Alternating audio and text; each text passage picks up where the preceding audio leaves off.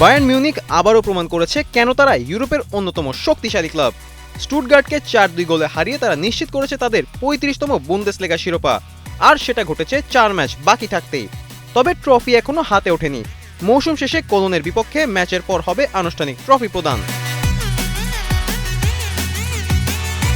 তবে উদযাপন থেমে নেই। আলিয়ান্স অ্যারিনা থেকে শুরু করে ড্রেসিং রুম, সব জায়গাতেই চলছে উৎসব। এই উদযাপনের মাঝে নজর কেড়েছে এক অদ্ভুত প্রতীক, একটি কাকাতুয়া পাখি, যা আসলে চীনামাটির তৈরি একটি ভাস্কর্য। এই কাকাতুয়ার গল্প শুরু গত মৌসুমে, যখন এক রেস্তোরাঁ থেকে অজান্তেই এটি বায়ার্নের উদযাপনে চলে আসে।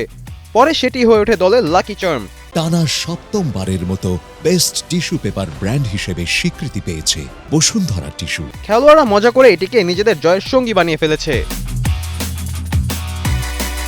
এখন প্রতিটি শিরোপা উদযাপনে এই কাকাতুয়াকে দেখা যায়, আর সেটি ঘিরে তৈরি হয়েছে এক রহস্য আর কৌতূহল। কে নিয়েছিল, কিভাবে এলো, তা নিয়ে এখনো আছে আলোচনা।